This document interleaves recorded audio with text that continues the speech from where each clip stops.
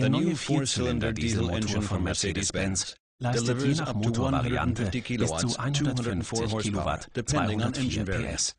Maximales Drehmoment bis zu 500 Newtonmeter. Der Verbrauch liegt zwischen 5,1 und 5,4 Liter pro 100 Kilometer. CO2-Emission 136 bzw. 143 Gramm pro Kilometer. Bestmarkensegment. Das neue Aggregat verfügt über ein deutlich höheres Ladedruckpotential im gesamten Kennfeld. Der Ladedruckaufbau erfolgt erheblich schneller als bei einer konventionellen Aufladung. Die kompakte Aufladegruppe besteht aus einem großen Turbolader der Niederdruckstufe und einem kleinen Turbolader der Hochdruckstufe. Zum schnellen Ansprechen treibt das Abgas ausschließlich den kleinen reaktionsschnellen Lader an.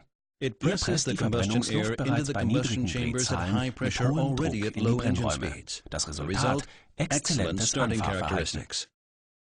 Bei steigenden Lasten und Drehzahlen strömt ein zunehmender Anteil des Abgases in den großen Lader, übergangslos und optimiert für ein harmonisches Fahrverhalten auch im mittleren Last- und Drehzahlbereich. Bei hohen Lasten schließlich sorgt der große Turbolader alleine für hohen Ladedruck und große Luftmassenströme. Hohe Leistung und hohes Drehmoment für überzeugende Agilität und Dynamik.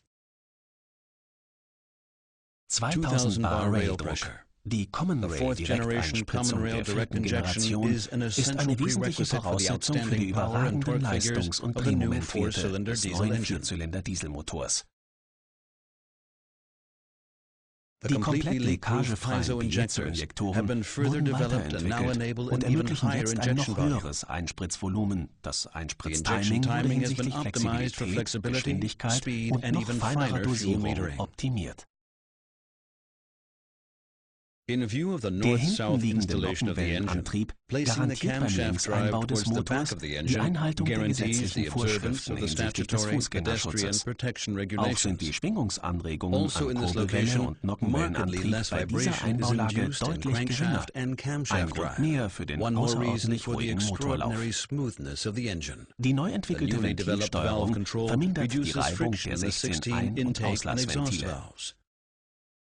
Die reibungsarm in Wälzlagern laufenden Lancaster-Ausgleichswellen kompensieren zuverlässig die motorprinzipbedingten freien Schwingungskräfte. Das Räderwerk mit seinem sehr kurzen Kettenantrieb wurde besonders hinsichtlich der Geräuschreduktion durch aufwendige Detaillösungen optimiert.